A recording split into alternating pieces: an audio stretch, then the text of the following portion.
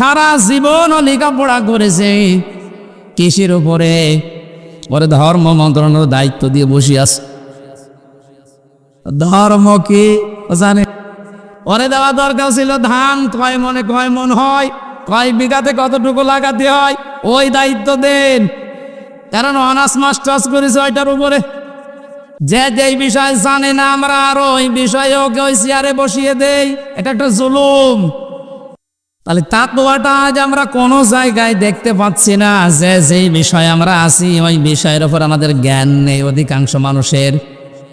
আমি এই চেয়ারে বসার আগে, এটা একটা আমানতের জায়গা, এই মঞ্চগুলো একটা আমানত।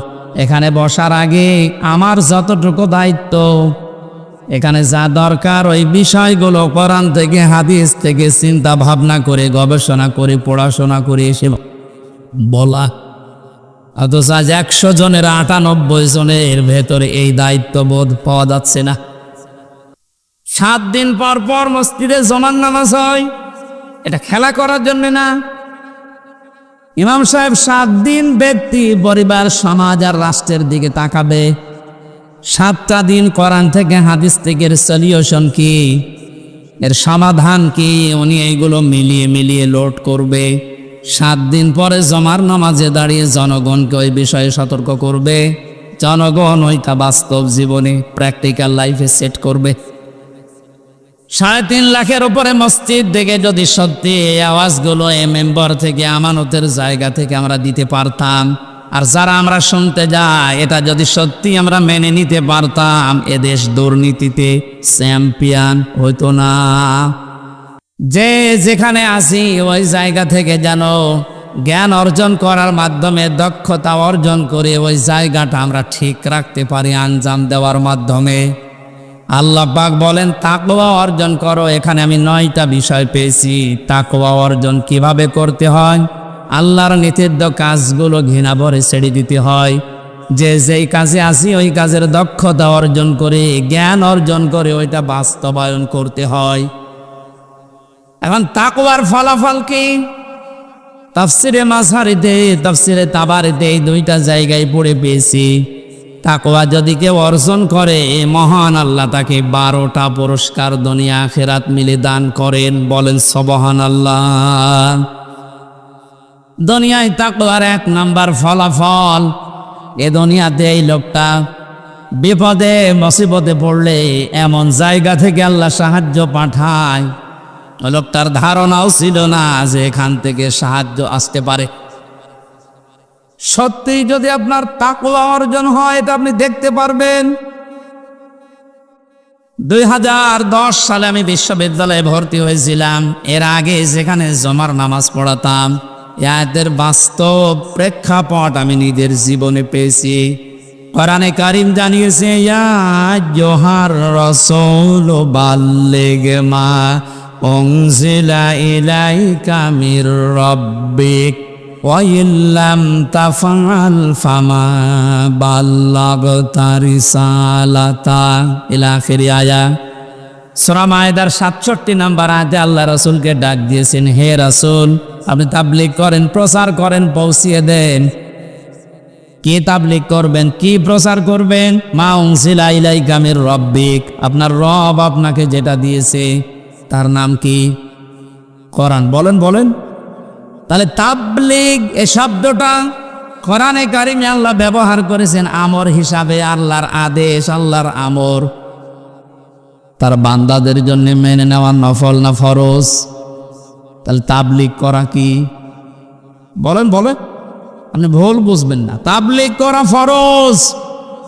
কিসের তাবলীগ? মা উনজিলা ইলাইকা মির রাব্বিক, আপনার রব আপনার উপরে যেটা নাজিল করেছে ইয়াত অনুযায়ী ফতোয়া বের হয়। পৃথিবীতে তাবলীগ হবে কোরআনের। আল্লাহ পাক বলেন আমি ভালোভাবে জানি কোরআনের তাবলীগ যদি আপনি করতে চান আপনার উপরে বিপদ আপদ মুসিবত আসবে। আল্লাহু ইয়াসিমুকা মিনান নাস। ইয়াসিমু এটা মোসারে, বর্তমান ভবিষ্যৎ, প্রেজেন্ট ফিউচার। শুধু বিশ্বনবীকে আল্লাহ একা আদেশ দেননি, হে নবী কিয়ামত পর্যন্ত এই আয়াতটা কোরআনে থাকবে না? থাকবে না? সত্যি যদি কোরআনে কারিম আমি আল্লাহর কালাম, এটা তাবলীগ করা ফরজ, এই বিশ্বাস নিয়ে মানুষ যদি তাবলীগ করতে চায়, প্রচার করতে শুরু করে, বিপদ আপদ মুসিবত আসবে, আমি আল্লাহ নিজে আপনাকে বাঁচাচ্ছি, তাদেরকেও বাঁচাবো। এদের উপরে পরিপূর্ণ বিশ্বাস নিয়ে যখন ওই ছোট বয়সে, কয় বছরে বয়স ছিল তখন, কেবল ইন্টার শেষ করে বিশ্ববিদ্যালয়ে গেছি, খুব বেশি হলো 19-20 বছর হবে। এই 20 বছর বয়স থেকে আমি দেখেছি কোরআনে কারিমের সঠিক তাবলীগ করার কারণে, যদি ওই সময় আমাকে পুলিশ ধরেছিল, হাজতে নিয়েছিল, জেলে গিয়েছিলাম, আল্লাহ এমন ভাবে বাঁচিয়েছে, তা আমারও বিশ্বাস হয়নি যে এভাবে বাঁচা যায়। আল্লাহর কোরআনের উপরে বিশ্বাস অগাধ এনে, ওই যে বলছিলাম, দুনিয়াতে যে যেই কাজে আছেন ওই বিষয়ের উপরে জ্ঞান অর্জন করে দক্ষতা নিয়ে এগিয়ে যাওয়ার সামনে, এ তাকওয়া যদি তৈরি হয়, প্রথম আল্লাহ ফলাফল দেবেন। বিপদে পড়লে এমন জায়গা থেকে সাহায্য আসবে যেটা চিন্তার বাইরে। জোরে বলেন সুবহানাল্লাহ। আমি 9টা বলতে পারলাম না, এগুলো আছে। আমার মূল বিষয় কোনো মাসাদিকিন, আল্লাহর আদেশ তোমরা সত্যবাদী যারা আছে তাদের সঙ্গে থাকো। এই আদেশ কার? আরো জোরে বলেন। এই আয়াতটা নিয়ে আজ সবচাইতে বেশি ভেজাল বাংলাদেশের, ভারতে। আপনি যত দরবারে যাবেন সেখানে আয়াতটা আগে পাবেন। তারা বলবে আল্লাহকে ভয় করা, সত্যবাদীদের সাথে থাকো। সত্যবাদী মানে এই পীর সাহেব। অথচ সাদিকিন, সত্যবাদী কারা? এ কথা বলবে কে বলেন তো? বলেন বলেন। হামজা যদি বলে অমকে সত্যবাদী, অমক দল সত্যবাদী হবে। কোরআনে কারিমে আল্লাহ আয়াতের ব্যাখ্যা সূরা বাকারার 177 নম্বর আয়াতে দিয়েছেন যে 10টা গুণ যাদের ভেতরে পাওয়া যাবে, আমি আল্লাহর ভাষায় উলাইকাল্লাযীনা সাদাকু ওয়া উলাইকা হুমুল মুত্তাকুন। এই মানুষগুলো হচ্ছে আমি আল্লাহর ভাষায় ইমানের দাবিতে সত্যবাদী, আর এরা তাকওয়াবান, এরা মুত্তাকি। তোমরা যদি সঙ্গী সাথী থাকতে চাও, এই 10টা গুণ যাদের ভেতরে আছে তাদের সাথে থাকো। এটাতে রেকর্ড হচ্ছে সারা পৃথিবীতে, কালকে ছড়াবে। আমার সামনে এখন 750 কোটির উপরে বেশি মানুষ মনে করেন বসে আছে। আমি নিজের ইমান থেকে দায়িত্ববোধ নিয়ে কথা বলছি। আল্লাহ যাদের সাথে থাকতে বলেছেন তাদের পরিচয় যদি এখন এই আয়াতের সাথে মিলে যায়, অবশ্যই যাদের সাথে থাকা আপনার জন্য ফরজ। কোরআনে কারিম আদেশ দিচ্ছে, এবার আপনি মিলান। লাইসাল বিররা আন তাওয়াল্লু ওয়াজুহাকুম কিবালাল মাশরিকি ওয়াল মাগরিবি ওয়ালাকিন্নাল বিররা মান আমানা বিল্লাহ। আল্লাহ পাক বলেন, শুধু পূর্ব দিকে পশ্চিম দিকে মুখ ঘুরিয়ে নামাজ পড়লে সওয়াব হবে। কে বলেছে তোমাদেরকে? শুধু মুখ ঘুরিয়ে নামাজ পড়লেই মনে করছো না আমার সওয়াব এত বেশি হয়ে গেছে, জান্নাত আমার জন্য যথেষ্ট? কখনোই না। ওয়ালাকিন্নাল বিররা মান আমানা বিল্লাহ। আরে আসল নেকির কাজেই দুনিয়াতে আল্লাহর উপরে বিশ্বাস করা। কার উপরে? এখন আল্লাহর উপরে বিশ্বাস কি? এখন বলেন যে জন্মের পর থেকে যে শব্দ শুনছি, আল্লাহর উপরে ঈমান আনা, বিশ্বাস করা। কোন মানুষ যদি, রংপুরবাসী ভালো করে খেয়াল করেন, কোন মানুষ যদি বলে আল্লাহর উপরে আমি বিশ্বাস করেছি, তার ভেতরে কমপক্ষে 4টা জিনিস পাওয়া যাবে, মাস্ট বি। ওই যে ছোটবেলায় কায়দা পড়েছিলাম, মৌলানারা পড়িয়েছিল, আমানতু বিল্লাহি কামা হুয়া বিআসমাইহি ওয়া সিফাতিহি ওয়া ক্বাবিলতু জামিআ আহকামিহি ওয়া আরকানি। এখানে গুরুত্বপূর্ণ 4টা বিষয় আছে। আপনাকে বলা লাগবে যে আমি এমন আল্লাহর উপরে ঈমান এনেছি যার অস্তিত্ব আছে, যার নাম আছে, যার নামের গুণাগুণ আছে। শুধু নাম নিয়েই বসে নেই, এই প্রতিটি নামের কার্যকারিতা আছে। আর ওই কার্যকর ভূমিকাগুলো আমি 100% বিশ্বাস করি। তাহলে আমার ভেতর থেকে এই পৃথিবীর সব ভয় আমার আল্লাহ আস্তে আস্তে দূর করে দেবে। এটা বিআসমাইহি ওয়া সিফাতিহি, আমি এমন আল্লাহর উপরে ঈমান এনেছি, বিশ্বাস করেছি যার শুধু নাম আছে তা না, নামের গুণ আছে, কার্যকার করার ক্ষমতা আছে। আল্লাহর নাম আছে রাজ্জাক। নাম কি? আরো জোরে বলেন। এ নামটা নিয়েই শুধু তিনি বসে নেই, এ নামের গুণাগুণ আপনি পৃথিবীর দিকে তাকান। এ নামটা নিয়েছে এই কারণে পৃথিবীতে কেউ না খেয়ে মারা যায় না। পৃথিবীর কোন সৃষ্টি আজ পর্যন্ত না খেয়ে মরে গেছে আমরা ইতিহাস এরকম পাইনি। কারণ এ দায়িত্বটা দুনিয়ার মানুষের না, এ দায়িত্ব সরাসরি কার? যার ভেতরে এই বিশ্বাসটা 100% ঢুকবে, সে রিস্কের জন্য কোনোদিন কারো কাছে শিরিক করবে না। এজন্য ধর্মের লোকেরা হাজারো এই শব্দটা শিরিকের জায়গায় নিয়ে গেছে। আল্লাহ যে রাজ্জাক এই বিশ্বাসটা না করে ফসলে বরকত দেওয়ার মালিক দুর্গা এ কথা বলে তারা দুর্গাকে বিশ্বাস করে যে দুর্গা আমাদের ফসলে বরকত দেয়। অনেক মুসলমান পর্যন্ত তাদের কথার সাথে সুর মিলিয়ে বলে ফেলে মা দুর্গা গজে ছেড়ে এসেছিল এই জন্য ফসলের বরকত এবার বেশি হয়েছে। রিস্কের মালিককে বলেন তো? রাজ্জাক নামটা খেলা করার জন্য নিয়েছে। হযরতে সুলাইমান নবী আলাইহিস সালাম একবারে দায়িত্ব নিতে চেয়েছিলেন এক বেলার জন্যে। আল্লাহ পাক বলেছিলেন তুমি পারবে না, কারণ রাজ্জাক দুনিয়ার কারো নাম না, রাজ্জাক কার নাম? আরো জোরে বলেন। তিনি জোর করে সে নিয়েছিলেন, পারেন নাই, কিয়ামত পর্যন্ত কেউ পারবেও না।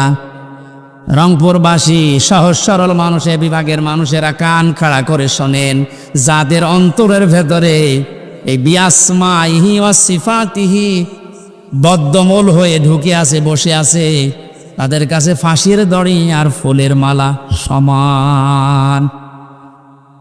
তামাম দুনিয়ায় একদিকে চলে গেলে ওই মানুষগুলো কি আল্লাহ যে রাজ্জাক এখান থেকে আপনি টলাতে পারবেন না। এই জন্যে মানুষগুলোর জীবনের দিকে তাকিয়ে দেখবেন যারা আল্লাহকে রাজ্জাক বলে বিশ্বাস করে, রিস্কের কোনো পরোয়া কোনো ভয় তাদের নেই। কারণ এই দায়িত্বটা আল্লাহর। আল্লাহ যেই দায়িত্ব নেয়নি ওই বিষয় নিয়ে তারা সব সময় চিন্তিত। রিস্কের বিষয় কার কাছে? আপনি মরণের পরে আপনার আমল অনুযায়ী আপনার হিসাব হবে। আমল ভালো না হলে আল্লাহ আপনার জন্য জান্নাত দেবেন না। এই জন্য যে মানুষগুলো আল্লাহ যেটা আমাদের উপরে ছেড়ে দিয়েছে যে ঈমান আর আমল, এইটা ঠিক করার জন্যে, সোজা করার জন্যে তারা 24 ঘন্টায় দেখবেন ব্যস্ত। রিস্কের জন্যে তাদের এত ব্যস্ততা, এত পেরেশানি দেখতে পাবেন না। আমার ভাইরা, শেষের কথাগুলো আর মারাত্মক। আমি এমন আল্লাহর উপরে ঈমান এনেছি যার অস্তিত্ব আছে, না শুধু অস্তিত্ব নিয়েই বসে নেই, শুধু নাম নিয়ে বসে নেই, নামের গুণাগুণ কার্যকারিতা তো আছে। কবিল তো জামিয়া, আমি কবুল করে নিয়েছি সব কিছুকে। আহকামিহি ওয়া আরকানি, যত বিধান তিনি আমার জন্য দিয়েছেন দুনিয়াতে সব আমি কবুল করে নিলাম, স্বীকার করলাম।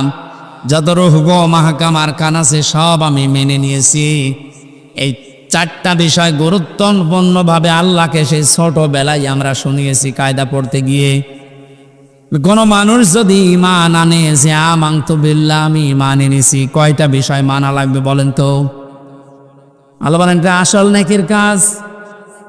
এটা যার ভেতরে বদ্ধমূল হবে তার 2 নম্বর কাজ হবে ওয়াল ইয়াউমিল আখিরি, জবাব দেওয়া লাগবে। এই বিশ্বাস তার ভেতরে দিন দিন তৈরি হবে। যে জাতির ভেতরে কিয়ামতের বিশ্বাস যত বেশি তৈরি হবে, ওই জাতি তত বেশি জবাবদিহিমূলক আচরণ করবে। মরণের পরে জবাব দেওয়া লাগবে, আল্লাহর দরবারে দাঁড়ানো লাগবে। বিশ্বাস আজ অনেকের ভেতরে নেই, এই জন্য আমরা বেপরোয়া জীবনযাপন করছি। আয়াতের তাফসিরে আজকেই পড়ছিলাম কোন মাস সাদিকিন। আল্লাহ পাক জানিয়েছেন, হে নবী আপনি বলেন দুনিয়া যারা সত্যি পৃথিবীতে সত্যের উপরে টিকে থাকার জন্য চেষ্টা চালায়, আসমানে একটা ঘোষণা হয়ে যায় যে আমার ওই বান্দা ওই বান্দি সত্যবাদী। জোরে বলেন সুবহানাল্লাহ। কোন মানুষ যখন সত্যবাদী হিসাবে পরিগণিত হয়, ঘোষণা হয় আসমান জমিনে, আল্লাহ পাক ওই সত্যের দ্বারা তাকে জান্নাতের দিকে এগিয়ে দেন। আর কোন মানুষ যখন মিথ্যার উপরে মিথ্যাকে প্রতিষ্ঠা করার জন্য চেষ্টা চালায়। আসমান জমিনের যে ঘোষক ফেরেশতা আছে ঘোষণা দিয়ে দেয় যে ওই লোকটা, ওই মেয়েটা মিথ্যাবাদী, ওর নাম মিথ্যাবাদী হিসাবে পরিগণিত হয়ে যায়। ওই মানুষটা মরণের আগে আর ঈমান পায় না, ও বেঈমান হয়ে মারা যায়। কারণ মিথ্যা এই পৃথিবীর সব পাপের মূল। এর থেকে আপনি কি বুঝলেন? মিথ্যাকে আজ যারা জানা শোনার পরে প্রতিষ্ঠিত করতে চান, কায়েম করতে চান, দাঁড় করিয়ে রাখতে চান, হয়তো আপনি আরো 50 বছর এই দুনিয়ায় টিকে থাকতে পারবেন, কিন্তু মরণের সময় আপনি ঈমান পাবেন না, বেঈমান হয়ে মরবেন। মিথ্যা সব সময় নিয়ে যায় জাহান্নামের পথ দেখাতেন। আল্লাহ এই শব্দটা সহজভাবে নুনুল কলমি ওয়া ইয়াসতুরুন, আল্লাহ বলেন কলমের কসম, এবং কলম দিয়ে লেখকরা যা লেখে ওই লিখিত জিনিসের কসম। সুতরাং সাংবাদিক যারা আছেন, লেখক যারা আছেন, বিচারক যারা আছেন, কলম দিয়ে কিছু লেখার আগে আমার মনে হয় কমপক্ষে 10 বার ভাবা উচিত। এমন কিছু লেখা ঠিক না যে আমার চোখ বন্ধ হওয়ার পরেও যেন ওই লিখিত জিনিস আবার কিয়ামত পর্যন্ত আমার কবরের আযাব বাড়াতেই থাকে। আমার কথার অর্থ বোঝেন তো? লেখকরা যা লিখে যাচ্ছে এই লিখিত জিনিসের কসম দিলেন কেন? পৃথিবীতে এমনও মানুষ আছে বুঝে হোক না বুঝে হোক এমন কিছু লেখে, ওই সময় হয়তো আবেগে কিছু লিখে রাখে, যাওয়ার পরে লোকটা বিদায় নিলে ওই লিখিত জিনিস নিয়ে জীবিত মানুষেরা এমন এমন কিছু তৈরি করে রং চং মাখিয়ে, ওইটার দ্বারা হাজারো মানুষের চরিত্র ধ্বংস হয়, ওইটার দ্বারা হাজারো মানুষ হাইজাকার হয়, চাঁদাবাজি শেখে, ওখান থেকে হাজারো মানুষ বেয়াদব হয়ে যায়। আমি নাম নিলাম না, এদেশের একজন পতিত দশা লেখক, নাম করা, নাম নিলে আপনারা চিনবেন। এই লোকটা যে সমস্ত উপন্যাস, যে সমস্ত বইগুলো লিখেছেন, উনি মারা গেছে, কিন্তু তার এই বইগুলো দিয়ে এখন নাটক বানানো হচ্ছে, সিনেমা বানানো হচ্ছে। এমন এমন নাটক সিনেমা বানানো হয় যেখানে মানুষের চরিত্র ধ্বংস করা ছাড়া চরিত্র সংশোধনের কিছু সেখানে নেই। সে লোকটা তো মারা গেছে অনেক আগে, শুয়ে আছে সবুজ একটা শ্যামল জায়গায়। এর দ্বারা যত মানুষ এই দেশের চরিত্র হারাচ্ছে, পৃথিবীর সবচাইতে বড় সম্পদ মানুষের চরিত্র। এটা যারা হারিয়ে ফেলে তার কাছে আর কিছু থাকে না। আপনি তো মারা গেলেন, আপনার লিখিত জিনিস দিয়ে কি মানুষ হারাচ্ছে আপনি কবরে বসে বসে কিন্তু এখন টের পাচ্ছে। জানে লেখকরা যা লিখে যাচ্ছে ওই লিখিত জিনিসের গুরুত্ব আছে, এই জন্য আল্লাহ লিখিত জিনিসের কসম দিয়েছে। এমনকি এটা যখন ইতিহাস হয়ে যায় তখন ওর কদর আরো বেড়ে যায়। আল্লাহ বলেন ওয়ালা আসরি, ইতিহাসের কসম। কারণ পৃথিবীর ময়দানে অনেক কিছু অনেকে ভুলে যায়, ইতিহাস ওইটা সংরক্ষণ করে রাখে, ইতিহাস কিন্তু ভোলে না। পৃথিবীর নিয়মই হচ্ছে এইটা, ঘটনা যখন ঘটে ওই সময় কেউ লেখে না, ঘটনা ঘটে যাওয়ার পরে কিন্তু ইতিহাস লেখা হয়। আপনি কি বুঝে বলেন ঠিক নাকি আন্দাজে সবার সাথে তাল মিলাম? আপনার অনেকে আমরা জন্মের পর থেকে ইয়াজিদের ইতিহাস শুনি। লোকটা জালেম ছিল। কে ছিল? বলেন বলেন। এত জুলুম করেছিল, ওই সময় জালেমের বিরুদ্ধে লেখার মতো মানুষ পাওয়া যায়নি, কিন্তু ইতিহাস লেখা হয়েছে, না হয়নি? ইয়াজিদের যে ইতিহাস, এটা পড়লেই মানুষ তাকে গালি দেয়, অথচ নামটা তো খারাপ না, ইয়াজিদ অনেক সুন্দর নাম। সুন্দর নাম না? এই পৃথিবীতে এখন কাউকে পাবেন যে একটা কুকুরের নামও ইয়াজিদ রাখে? কোথায় আল্লাহ পৌঁছিয়ে দিয়েছে আপনি টের পেয়েছেন? আল্লাহর বিধানের বাইরে যারা জীবন চালাবে, আল্লাহ তাদের জীবনকে দঙ্কার ভেতরে ফেলবে। দঙ্কার যতগুলো তাফসির পাওয়া যায় তার অন্যতম এটা। দঙ্কা মানে ওই মানুষটাকে আল্লাহ 7টা বিষয় আছে দঙ্কার ভেতরে, এর 3 নাম্বারটা পৃথিবীতে এই মানুষটা মারা যাওয়ার সময় একটা ইতিহাস হয়ে থাকবে। আমাদের ঝিনাইদহের এক এমপি কিছুদিন আগে মারা গেছে, ইতিহাস হয়ে আছে বাংলাদেশে। কত টুকরা করেছে তার লাশ, এমনকি শুনলাম যে বিলিন্ডার মেশিন দিয়ে পর্যন্ত বিলিন্ডার করে বিভিন্ন জায়গায় ছড়িয়ে দিয়েছে। বাংলাদেশ একটা ইতিহাস হয়ে রাখেনি, হয়তো এখন এই ইতিহাস কেউ লিখছে না, লেখা হবে একদিন। লেখা হবে না? 10 বছর, 20 বছর, 50 বছর পরে যখন ইতিহাস লেখা হবে, পৃথিবীর মানুষ, আগামী প্রজন্ম, দুনিয়ায় যারা আসবে, জালেমদের নাম শুনলে বরদোয়া দেবে, ঘৃণা করবে। ইমাম হোসাইনের পক্ষে ওই সময় কেউ ছিল না, কলম ধরার সাহস কারো হয়নি, কিন্তু ইতিহাস লেখা হয়েছে না? লেখা হয়নি? ইমাম হোসাইনকে ইতিহাস স্মরণীয়, বরণীয় করে দিয়েছে, নন্দিত করে দিয়েছে, বিজয়ী করে দিয়েছে। আর ইয়াজিদকে আল্লাহ নিন্দিত, ঘৃণিত, এই পৃথিবীর সবচাইতে নিকৃষ্ট মানুষের তালিকায় নাম তুলে দিয়েছে।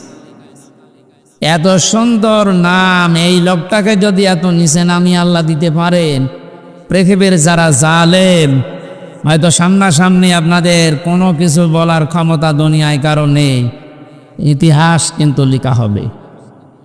নয়তো ওয়ালা আসরি, আসরের আগে আল্লাহ ওয়া দিতেন না।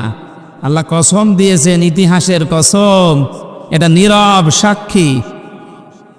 চোখ বন্ধ হওয়ার পরে হয়তো ইতিহাস যখন লেখা হবে, আপনারও নাম এই পৃথিবীতে যত সুন্দর থাক, কিয়ামত পর্যন্ত আপনার নামে কেউ কুকুরও পুষবে না। এই জন্য আমাদের উচিত, সাক্ষীর যে বিষয় 4 ধরনের বললাম, আল্লাহ রাব্বুল আলামিন এই 4 প্রকার সাক্ষী যেন আমাদের পক্ষে এনে দেন, বলেন আমিন। কোরআনে কারীম শুনতে এসেছি আমরা, আল্লাহ পাক সূরা তাওবার 6 নম্বর আয়াতের মাঝের অংশে জানিয়েছেন, হাত্তা ইয়াসমাআ কালামাল্লাহি সুম্মা আবলিগহু মা'মানা ইলা আখিরি আয়া।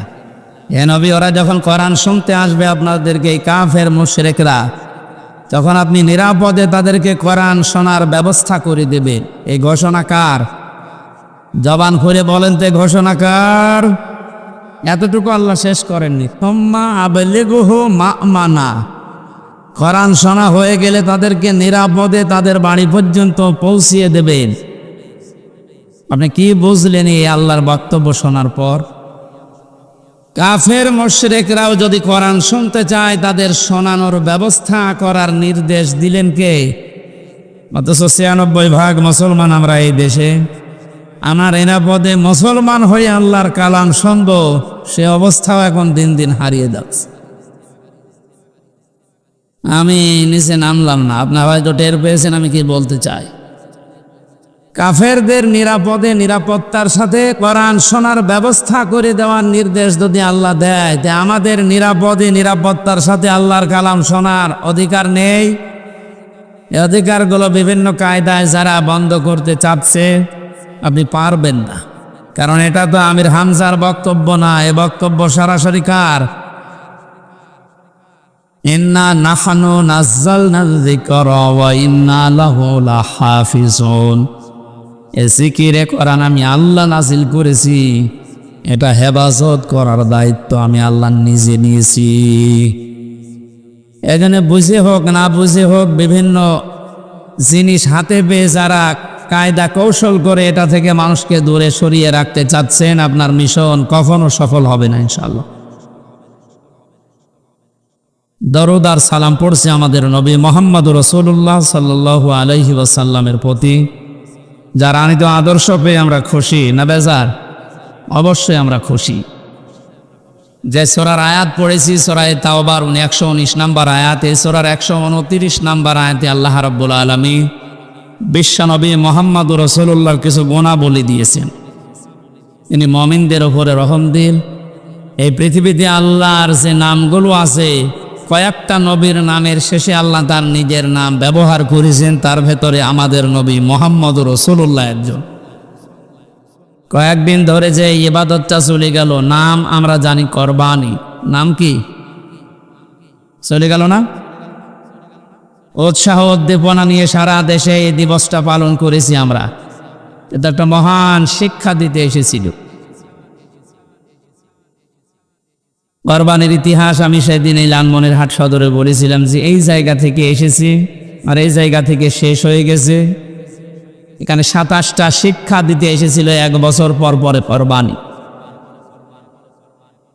আল্লাহ রাব্বুল আলামিন তার নিজের যে নাম হালিম, যে নবীর নামের পরে দিয়েছেন ফাবাশশারনাহু বিগুলামিন হালিম।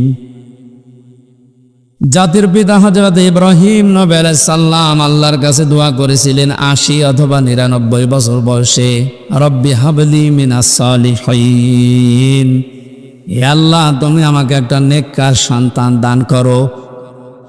আলেম যারা আছেন তাদেরকে খেয়াল করার জন্য বলছি, এখানে 2টা শিক্ষা আছে। আমাদের জাতির পিতা হযরত ইব্রাহিম আলাইহিস সালাম আল্লাহর কাছে দোয়া করেছিলেন কয় বছর? 80 বছর। কয় বছর? অন্য বর্ণনায় আছে 99 বছর পর্যন্ত। বিবাহের পর থেকে 99 বছর পর্যন্ত উনি দোয়া করছেন, রব্বি হাবলি মিনাস সালিহিন, হে আল্লাহ আমাকে একটা নেককার সন্তান দান করো।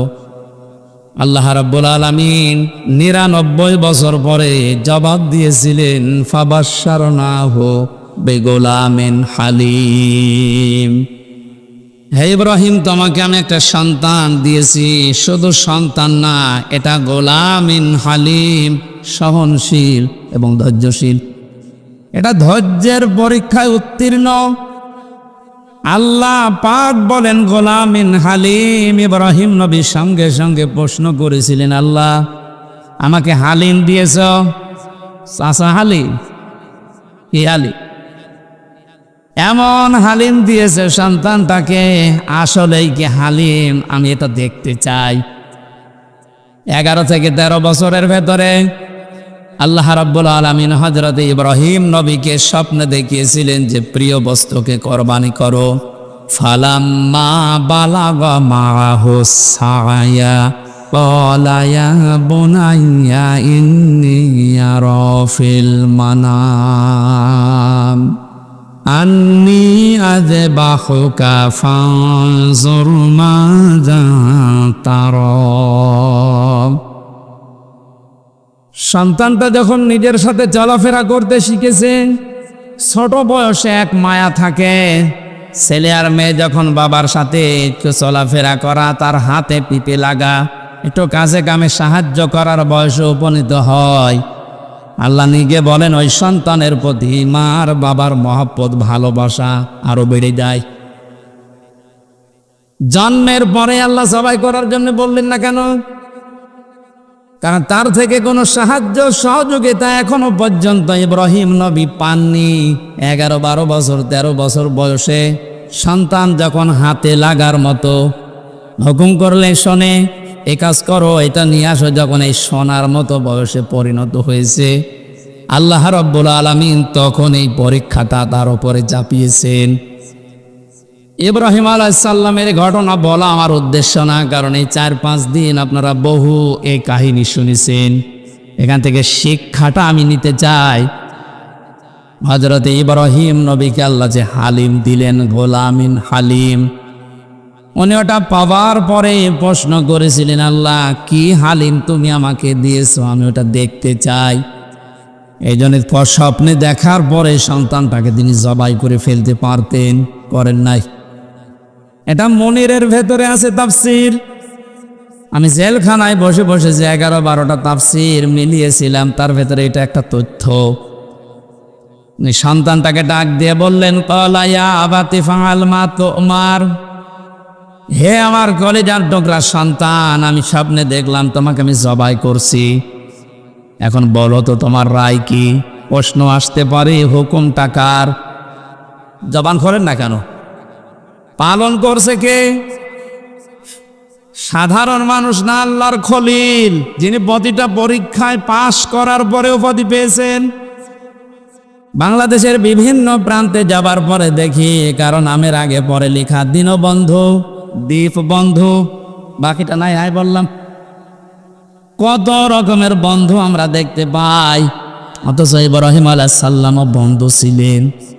এটা এমনি এমনি তিনি পাননি। দিনাজপুরেও একজন আছে, আমি নাম নিলাম না, মানবতার বন্ধু, ইব্রাহিম নবীকে আল্লাহ আমি পুরা কোরআন পড়ে পেয়েছি 50টা পরীক্ষা করেছিলেন। তার ঈমান সম্পর্কে 10টা, আমল সম্পর্কে 30টা, আর পুরা শরীরের ভেতরে 10টা। এই 50টা পরীক্ষা করার সর্বশেষ পরীক্ষায় তাকে বলেছিলেন খলিল। খলিল বলা হয় ওই বন্ধুকে যিনি আল্লাহর সন্তুষ্টির জন্য সব করতে পারেন। জোরে বলেন সুবহানাল্লাহ। হযরত ইব্রাহিম পরীক্ষা দিয়ে পাশ করে খলিল পেলেন। ডাক দিয়ে বলে, রব্বুল আলামিন তুমি আমাকে গোলামিন হালিম দিয়েছো, তোমার নামটা আমার সন্তানের নামের সাথে লাগিয়েছো, দেখি কেমন হালিম দিলে। এই যে পরীক্ষা, এই কারণেই তিনি সন্তানকে জিজ্ঞাসা করেছিলেন।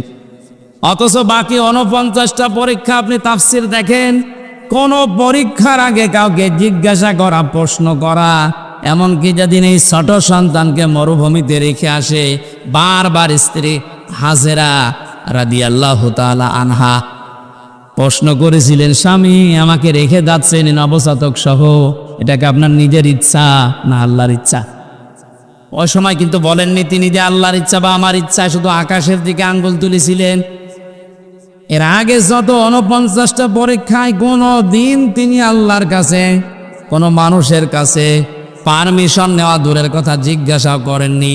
আল্লাহ বলেছেন আসলিম, তিনি বলেছেন আসলামতু লিরাব্বিল আলামিন।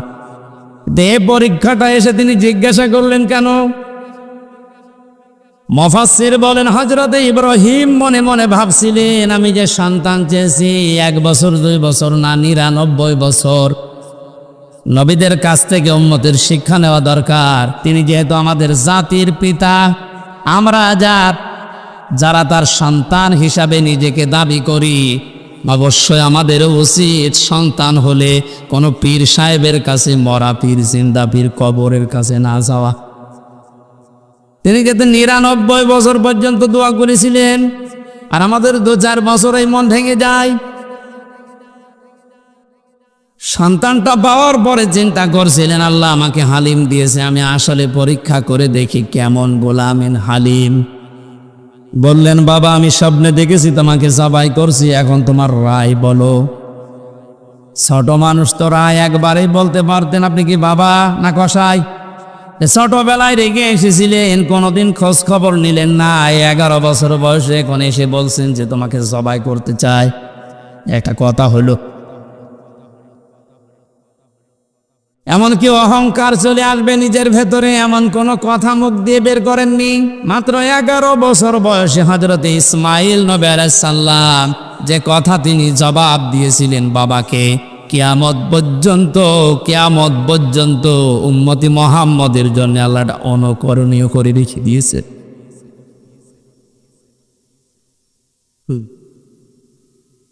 হযরত ইসমাইল ডাক দিয়ে বললেন, সাতাজিদুনি ইনশাআল্লাহু মিনাস সাবিরিন। হে বাবা, যে আদেশ পেয়েছেন আপনি আদেশটা পালন করেন। আল্লাহ যদি চায় আপনি আমাকে ধৈর্যশীলদের মধ্যে পাবেন। শব্দের দিকে খেয়াল করেন, তিনি সাতাজিদুনি ইনশাআল্লাহু মিনাস সাবির বলেন নাই যে আমি মাত্র ধৈর্যশীল আল্লাহর বিধান পালনের ক্ষেত্রে, আমার মতো ধৈর্যের পরীক্ষা কেউ দিতে পারে না। এরকম কথা বললে হয়তো অহংকার চলে আসবে। নিজেকে অহংকার থেকে বাঁচিয়ে এমন একটা কথা জুড়েছেন যেটা আমার ভেতরে কোনো রকমের অহংকার লেশমাত্র না আসে। হযরত ইব্রাহিম নবী সাতাজিদুনি ইনশাআল্লাহ মিনাস সাবিরিন, এই 2টা শব্দ শোনার পরে তিনি মনে মনে ভাবলেন যে আমার দোয়া যা করেছিলাম আর আল্লাহ যা জবাব দিয়েছেন, হ্যাঁ ঠিক মতোই হচ্ছে।